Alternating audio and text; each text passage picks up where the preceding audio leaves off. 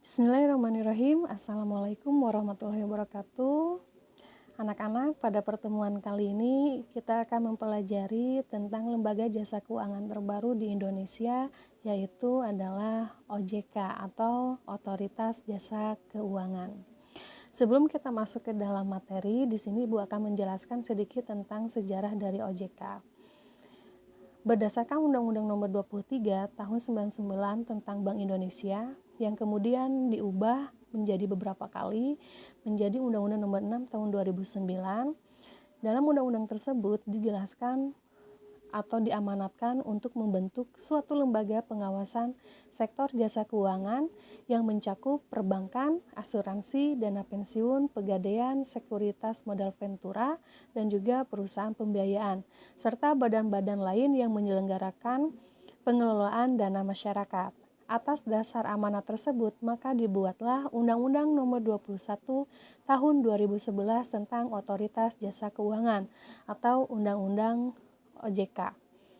Nah, sebelum OJK dibentuk, pengawasan lembaga jasa keuangan di industri pasar modal dan juga industri keuangan non-bank dilakukan oleh Bapepam LK atau Badan Pengawas Pasar Modal dan juga lembaga keuangan, sedangkan perbankan sebelumnya diawasi oleh Bank Indonesia.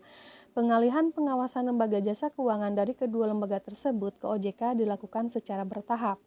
Untuk industri pasar modal dan industri keuangan non-bank itu dilakukan pengalihan pada tanggal 31 Desember tahun 2012. Sedangkan untuk industri perbankan beralih dari BI ke OJK pada tanggal 31 Desember tahun 2013. Yang harus kalian perhatikan, untuk perbankan secara mikroprudensial pengawasan itu dialihkan kepada OJK, tetapi secara makroprudensial itu masih diawasi oleh Bank Indonesia. Oke, kita lanjutkan. Di sini ada peta konsep dari OJK yang akan kita bahas.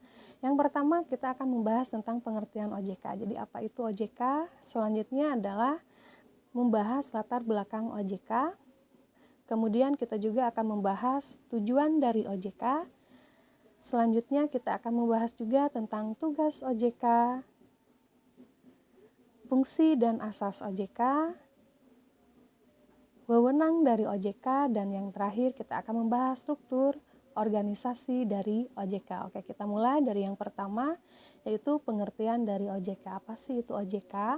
Berdasar Undang-Undang Nomor 21 Tahun 2011, Otoritas Jasa Keuangan yang disebut dengan OJK adalah lembaga yang independen. Independen artinya adalah mandiri dan bebas dari campur tangan pihak lain yang mempunyai fungsi, tugas, dan wewenang pengaturan, pengawasan, pemeriksaan, dan penyidikan. Selanjutnya adalah latar belakang OJK. Kenapa OJK dibentuk? Di sini ada 4 latar belakang dari OJK. Yang pertama adalah landasan hukum. Sebagaimana telah dikemukakan tadi, berdasarkan Undang-Undang Nomor 6 Tahun 2009 telah mengamanatkan pembentukan lembaga pengawasan sektor jasa keuangan yang mencakup perbankan, asuransi, dana pensiun, sekuritas modal ventura, dan perusahaan pembiayaan, sehingga dibentuklah Undang-Undang Nomor 21 Tahun 2011 tentang OJK. Yang kedua adalah perkembangan industri keuangan. Proses globalisasi dalam sistem keuangan dan pesatnya kemajuan di bidang teknologi informasi serta inovasi keuangan telah menciptakan industri keuangan yang sangat kompleks, dinamis, dan saling terkait, sehingga dibutuhkan lembaga keuangan yang memusatkan pada pengawasan terhadap sistem keuangan. Kemudian yang ketiga adalah konglomerasi lembaga jasa keuangan. Saat ini terdapat kecenderungan lembaga jasa keuangan besar memiliki beberapa anak perusahaan di bidang keuangan yang berbeda-beda kegiatan usahanya atau disebut dengan konglomerasi. Contoh seperti bank. Bank memiliki anak perusahaan dalam bentuk asuransi, perusahaan sekuritas, perusahaan pembiayaan, dan juga dana pensiun. Konglomerasi lembaga keuangan tersebut menyebabkan kegiatan usaha lembaga jasa keuangan itu menjadi sangat kompleks sehingga dibutuhkan otoritas yang betul-betul mengawasi kegiatan keuangannya. Kemudian yang terakhir adalah perlindungan konsumen. Permasalahan di sektor jasa keuangan yang semakin beragam, contoh meningkatnya pelanggaran di bidang jasa keuangan dan belum optimalnya perlindungan konsumen jasa keuangan mendorong diperlukannya adanya fungsi edukasi, perlindungan konsumen, dan juga pembelaan hukum. Selanjutnya adalah tujuan dari OJK. Apa saja tujuannya? Yang pertama adalah menciptakan sistem jasa keuangan yang terselenggara secara teratur, adil, transparan, dan juga akuntabel. Kemudian mewujudkan sistem keuangan yang tumbuh secara berkelanjutan dan juga stabil, dan yang terakhir adalah melindungi kepentingan konsumen masyarakat. Selanjutnya adalah tugas dari OJK. Tugas OJK itu sebetulnya ada dua, yaitu mengatur dan juga mengawasi.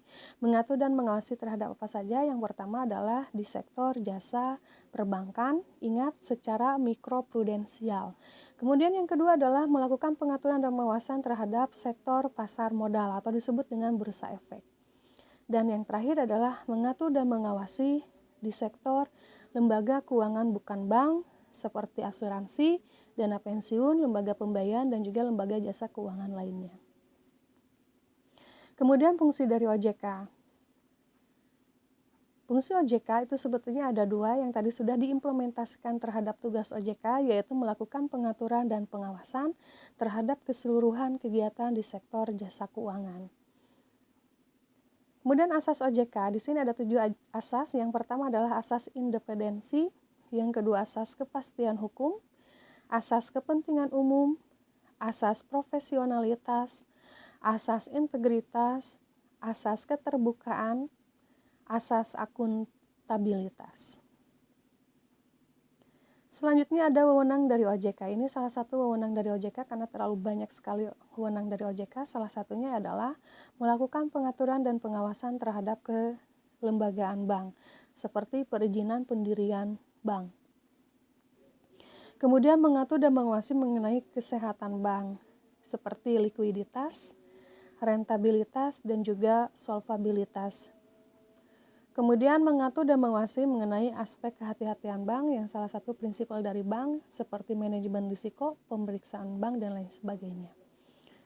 Kemudian yang terakhir kita akan bahas tentang struktur organisasi dari OJK. Struktur organisasi dari OJK itu ada dua. Yang pertama adalah Dewan Komisioner OJK. Dewan Komisioner OJK adalah pimpinan tertinggi dari OJK yang bersifat kolektif dan kolegial yang beranggotakan 9 orang. Fungsi, tugas, dan wewenang pengaturan serta pengawasan OJK itu dilakukan oleh Dewan Komisioner. Dan yang kedua adalah pelaksana kegiatan operasional. Oke, sekian pemaparan materi untuk pertemuan kali ini. Untuk selanjutnya kalian bisa memahami materinya lebih lanjut di modul yang telah Ibu berikan. Oke, terima kasih atas attention-nya, atas perhatiannya. Ibu ucapkan Assalamualaikum warahmatullahi wabarakatuh.